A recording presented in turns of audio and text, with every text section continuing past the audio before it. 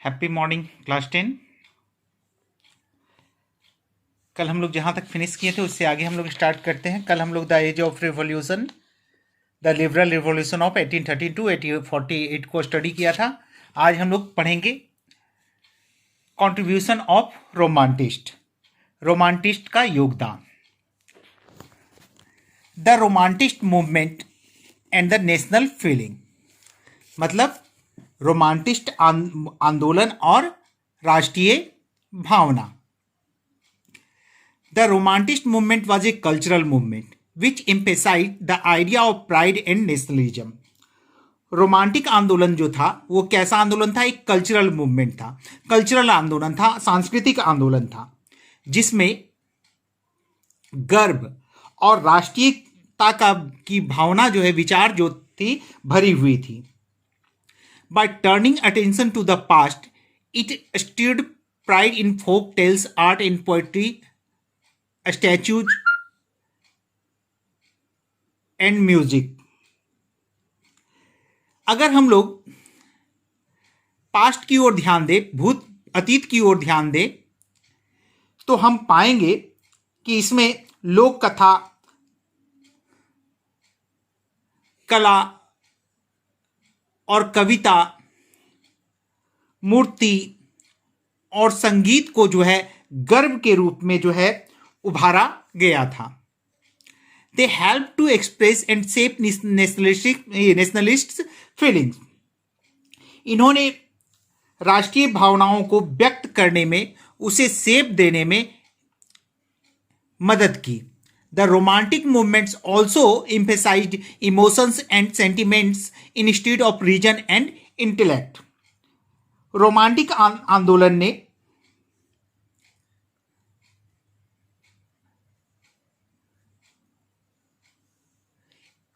Emotions, भावनाओं और दोनों का मीनिंग वही है, इमोशन और सेंटिमेंट दोनों हमारी मानसिक भावनाओं से ही जुड़ा हुआ है, दोनों का मीनिंग सेम ही है। तो रोमांटिक आर्टिस्ट ने क्या किया? भावनाओं पर जोर दिया, किसी भी चीज के कारण या उससे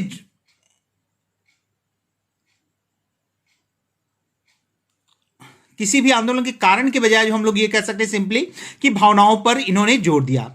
The romantic artists and poets had firm belief in the value of popular tradition and national development.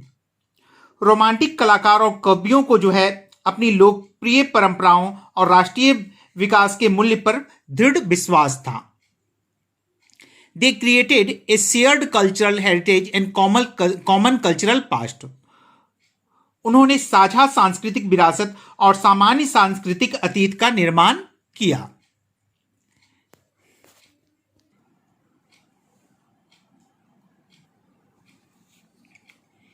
Even Decloris was of the most important French romantic painter. He devastated the killing of Greeks by Turks, focused on the suffering of women, children, and used vivid colors. He tried to appeal to the emotions of people and create sympathy for the Greeks. Even Delacroix जो थे उस समय के सबसे महत्वपूर्ण फ्रांसीसी romantic चित्रकार थे। उन्होंने तुर्कियों के द्वारा जो यूनानियों का कत्ल किया गया था, साथ में औरतों और बच्चों के कष्टों को जो है अपने रंगों के माध्यम से उसे अपने पेंटिंग में उतारा था। He tried to appeal to the emotions of the people and create sympathy for the Greeks. वो अपनी पेंटिंग्स के जरिए यूनानियों के प्रति जो है लोगों के मन में सहानुभूति जगाने का जो है एक प्रयास करते थे। The German philosopher John Gottfried Herder believed that true German culture can be discovered among the common people. German philosopher John Gottfried हर्डर, इनका विश्वास था कि जर्मन संस्कृति जो है वो वहां के जर्मन के कॉमन लोगों के बीच में जो है खोजी जा सकती है। It was through stories and folk songs, folk poetry and folk dance that the spirit of nationalism was popularized.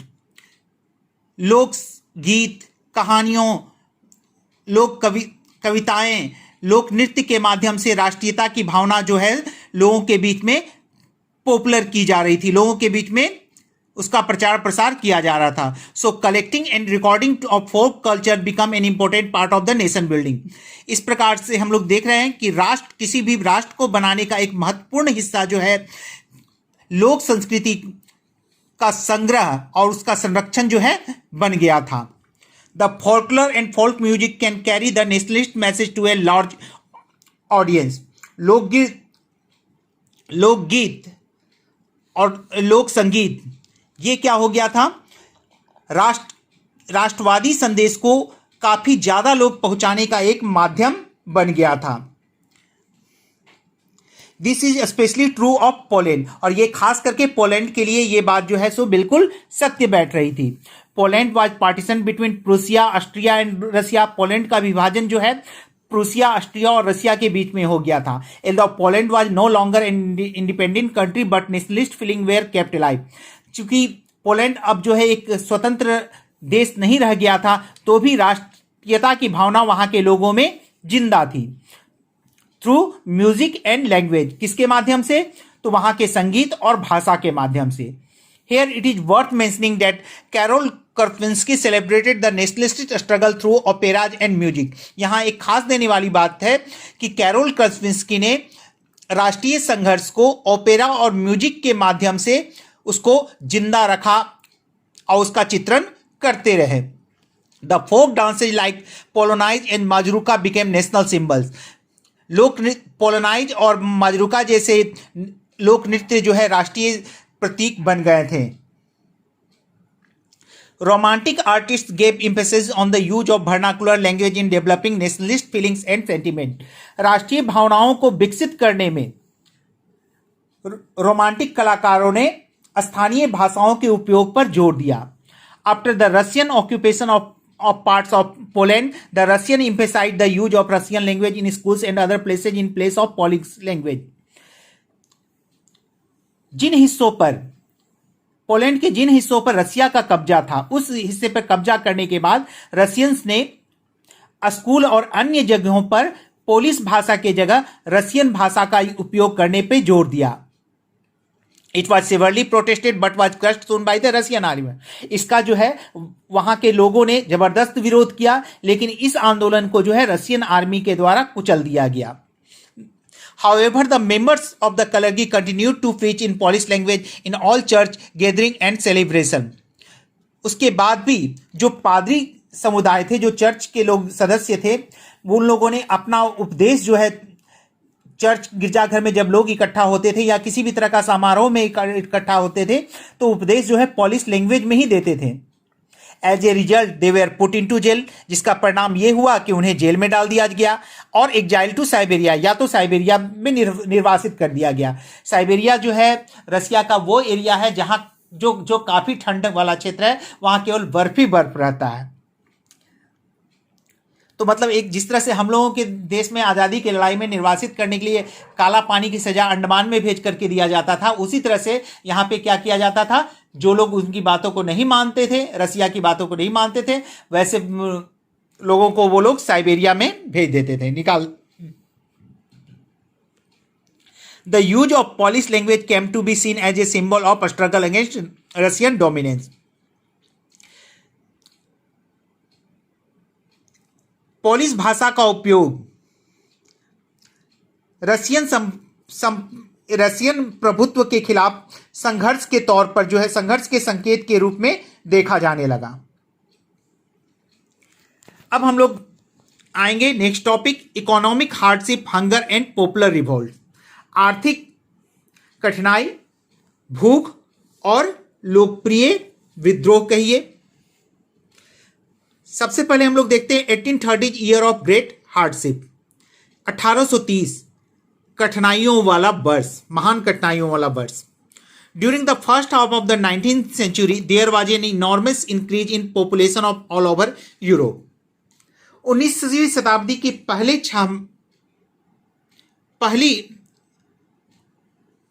पहले हाफ में, यानी हम लोग कह सकते हैं 19वीं शताब्दी का पहले के 50 वर्षों में क्या हुआ, वहां की जनसंख्या में, यूरोप की जनसंख्या में जो है काफी तेज वृद्धि हुई. People from rural area migrated to the city in search of job. ग्रामीण क्षेत्रों से लोग जो है शहरों की ओर नौकरियों की तलाश में पलायन करने लगे। This aggravated the problems of unemployment, जिसके वजह से बेरोजगारी की समस्या क्या हुई, उत्पन्न हो गई। In town small producers had to face steep competition from imports of machine made goods from England, where industrialisation had started in the mid 18th century. शहर में छोटे उत्पादकों को इंग्लैंड से मशीन निर्मित सामानों के आयात से कड़ी प्रतिस्पर्धा का सामना करना पड़ रहा था, जहां 18वीं शताब्दी के मध्य में ही औद्योगिकीकरण का शुरुआत हो गया था। इंग्लैंड में क्या हुआ था, औद्योगिकीकरण का शुरुआत 18वीं शताब्दी के मध्य में ही हो गया था। वहां मशीनों से निर्मित सामान जो है सो तैयार होने लगे। अब वो सामान जब इंपोर्ट होकर के जो है सो यहां पहुंचने लगा तो उसका लागत कम पड़ रहा था, कम कीमत में, जबकि मजदूरों के द्वारा जो हाथ से बनाई हुई जो सामान थी उसकी कीमत ज्यादा पड़ती थी। अब इसके वजह से उन लोगों को क्या हो प्रॉब्लम का सामना करना पड़ा, कीमत को लेकर के वो जो है सो कड़ी प्रतिस्पर्धा होने लगी। दूसरा वो चीज जो है प्रोडक्शन वो लोग ज्यादा करने लगे। तो बहुत सारे कारण थे प्रतिस्पर्धा के। This was particularly so in the textile industry. कपड़ा उद्योग में ये विशेष रूप में ऐसा था। पहले जबकि कपड़ा उद्योग में जो है शुरू में हैंडलूम का होता था, हाथ से बने हुए कपड़े का इस्तेमाल होता था, उसमें प्रोडक्शन जो है काफी स्लो होता था और लागत भी ज्यादा लगती थी। अब मशीनों से क्या होने लगा कि प्रोडक्शन ज्यादा होने लगा और लागत भी कम लगने लगा, तो वो सस्ते हो गए। तो जिसके वजह से जो मजदूर जो थे उनको परेशानी का सामना करना पड़ा। The peasants groaned under the heavy burden of feudal dues and obligation. किसानों को जो है सामंती कर्ज के बोझ तले उन्हें जो है नीचे दबना पड़ा। The 1830s were year of great economic hardship in Europe. 1830 का जो दशक जो था यूरोप में बड़ी आर्थिक कठिनाइयों का वर्ष था। Poor grain harvest, the appearance of blight, an extremely serious disease in the potato crop, and generally depressed economic condition across much of Europe in 1845-1846 led to rise in food prices and unemployment. खराब अनाज की फसल, तुषार की उपस्थिति, आलू की फसल में एक अत्यंत गंभीर बीमारी, ये सभी कारण जो है 1845 से 1846 में पूरे यूरोप में आर्थिक स्थिति में गिरावट का कारण बने, जिसकी वजह से क्या हुआ, खाद्य कीमतों में वृद्धि हुई और बेरोजगारी भी काफी संख्या में बढ़ी। The revolution of 1830 had not satisfied the people. 1830 की क्रांति ने लोगों को संतुष्ट नहीं किया था। Governments which had made concessions were careful to keep in their hands powers which turned down the democratic movement. सरकार जिसने रियायतें दी थी वे अपने हाथों में जो है सत्ता रखने के लिए सावधान थे। वे नहीं चाहते थे कि लोकतांत्रिक आंदोलन की वजह से उनकी सत्ता जो है अपने जगह से जो है चली जाए। Everywhere the right of vote was defined in terms of property qualification with the powers in the hands of wealthier middle class. हर जगह वोट का अधिकार जो है संपत्ति योग्यता के संदर्भ में या अमीर मध्यम वर्ग के हाथों की शक्तियों के साथ परिभाषित किया गया। यानी वोट देने का अधिकार जो है इन्हीं वर्गों के बताया गया कि यही वर्ग जो है सो सही ढंग से जो है सो सत्ता में ये जो शासन चलाने वाले को चुन सकते हैं। The practice of poll rigging was quite common and opposition party did not get an opportunity to come to power. मतदान में धांधली की प्रथा काफी आम थी। विपक्षी दलों को सत्ता में आने का मौका नहीं मिल पा रहा था, उन लोगों को यह अपॉर्चुनिटी नहीं मिल पा रहा था। 1848 रिवॉल्यूशन, 1848 की क्रांति। In the year 1845, there was a revolt in Silesia.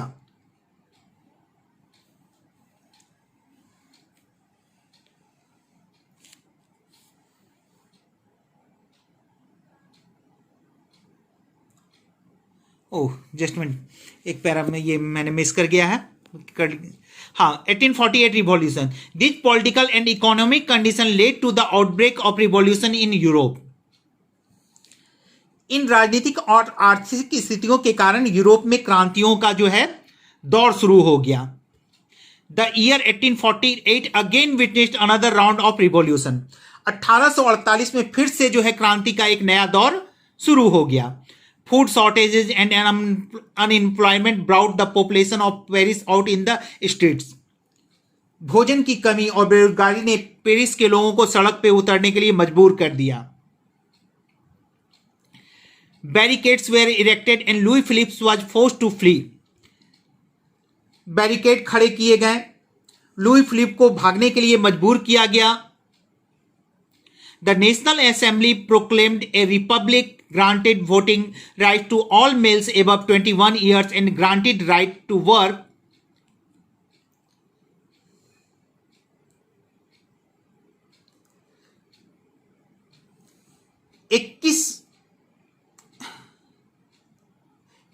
भागने के लिए नेशनल असेंबली ने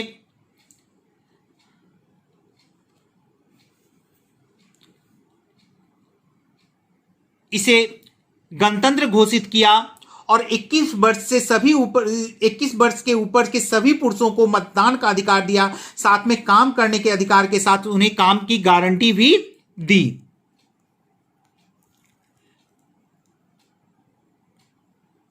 national workshop were set up to provide employment. रोजगार प्रदान करने के लिए राष्ट्रीय कार्यशालाएं स्थापित की गई. Revolt in Silesia 1845. 1845 का सिलेसिया में का विद्रोह. In the year 1845 there was a revolt in Silesia. 1845 में सिलेसिया में जो है एक विद्रोह हुआ था. It was led by the weavers against the contractors who supplied them raw materials and placed order for finished textiles. यह विद्रोह किनके खिलाफ हुआ था? यह विद्रोह जो है ठेकेदारों के खिलाफ हुआ था, बुनकरों के नेतृत्व में, जो क्या करते थे, उन ठेकेदारों के खिलाफ हुआ था जो उन्हें कच्चे माल देते थे और तैयार वस्त्रों को जो है तैयार करने का और उन कच्चे माल से वस्त्रों को तैयार करने का आदेश देते थे. The contractors had reduced the payments. Contractors ने क्या किया था? पेमेंट्स को घटा दिया था. यानी जो पेमेंट्स पहले दिया, जो कपड़े तैयार करने के बाद जो उनको भुगतान किया जाता था, जो पेमेंट किया जाता था, उस पेमेंट को उन्होंने क्या कर दिया? कम कर दिया. The events in Silesian village have been described by Wilhelm Wolff, a journalist, in the following words. इस घटना का वर्णन एक पत्रकार विल्हेम वुल्फ के द्वारा निम्नलिखित शब्दों में किया गया. In these villages with 18,000 inhabitants, cotton weaving is the most widespread occupation. इन गांवों में जहां पे लगभग 18,000 निवासी रहते थे, कपास के द्वारा बुनाई जो है प्रमुख धंधा था. The misery of the workers is extreme. श्रमिकों का दुख जो है बिल्कुल चरम पर था. The desperate need for jobs has been taken advantage of the contractors to reduce the prices of the goods they order. बेरोजगारों लोगों को जो है नौकरी की तलाश थी. इसका फायदा उठाते हुए कॉन्ट्रैक्टर्स ने क्या किया था? जो भी सामान की कीमतें थी उसको जो वस्त्रों की जो कीमती थी उसका जो है सो उन्होंने कीमत घटा दिया, जिससे वर्कर्स को जो है कम पैसे मिलने लगे.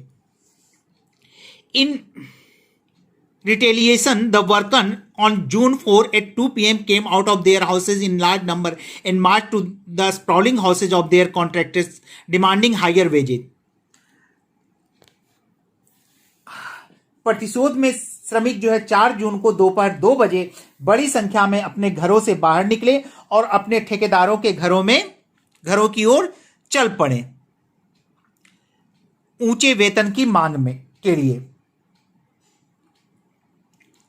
They were threatened with dire consequences. उन्हें गंभीर परिणाम भुगतने की धमकी दी गई, but this did not discourage them, लेकिन इससे उनका उत्साह जो है सो, उनका हिम्मत जो है सो नहीं टूटा। Rather they broke into the contractors house, smashed elegant window panes, furniture, porcelain. उसके बाद इन लोगों ने क्या किया, कॉन्ट्रैक्टर्स के घरों पर हमला बोल दिया और उनके घरों में घुस करके जो महंगे खिड़की के शीशे, फर्नीचर, चीनी मिट्टी के बर्तन, ये सभी को उन लोगों ने तोड़ दिया। Then they broke into the storehouses and plundered the cloth and tore to pieces. उसके बाद ये लोग क्या किए, गोदामों में घुस गए और कपड़ों का जो ढेर था उसको उन्होंने लूट लिया और उसे टुकड़ों टुकड़ों में फाड़ दिया। The contractors with the family fled to the neighbouring village but people refuse to give them shelters. ठेकेदार जो है अपने जो है वहां से भाग करके बगल के गांव में भागे शरण लेने के लिए, लेकिन लोगों ने उन्हें शरण देने से इनकार कर दिया। They return later with the help of the army. बाद में ये आर्मी फौज की सहायता से जो है अपने घरों की ओर लौटे। 11 weavers were shot। 11 बुनकरों को जो है गोली मार दी गई थी। 1848 the revolution of the liberals. 1848 उदारवादियों की क्रांति। Apart from the revolts of the peasants, workers, poor and unemployed, there was another revolution which was led by educated middle classes। किसानों, कामगारों, गरीब और बेरोजगारों के द्वारा जो आंदोलन किया जा रहा था उसके अतिरिक्त एक और क्रांति थी जिसका नेतृत्व जो है शिक्षित मध्यम वर्ग कर रहा था। In France in February 1848 the events had forced the abdication of the ruler and a republic based on a universal male suffrage had been proclaimed। France में 1848 में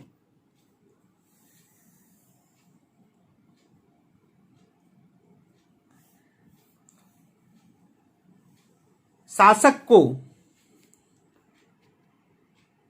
मजबूर होकर के गणतंत्र के लिए जो है घोषणा करना पड़ा और साथ में सार्वभौमिक पुरुष मताधिकार के आधार पर गणतंत्र की घोषणा करनी पड़ी। In other countries of Europe where independent nation did not exist such as German, Poland, Italy, Austria, Hungary, men and women of liberal middle classes wanted national unification and constitutionalism.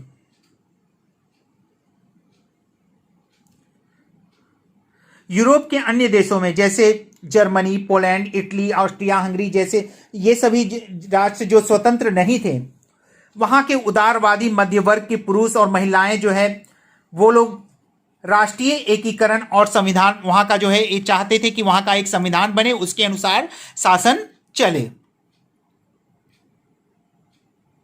They desired for the creation of nation states on democratic principles like constitution, freedom of the press and freedom of the association। वो चाहते थे कि ऐसा राष्ट्र का निर्माण हो जो लोकतांत्रिक सिद्धांतों पर आधारित हो, जहां पर जिसका अपना संविधान हो और संविधान के सिद्धांतों के आधार पे जो है उसमें लिखे हुए सिद्धांतों के आधार पे ही जो है सो शासन चले, प्रेस को स्वतंत्रता प्राप्त हो और साथ में जो है एसोसिएशन को भी स्वतंत्रता प्राप्त हो। तो आज के लिए स्टूडेंट्स इतना ही। नेक्स्ट जो क्लास में जो है हम लोग आगे पढ़ेंगे। आज हम लोग का 7th लेक्चर जो है समाप्त हुआ। ठीक है students, goodbye, see you in your next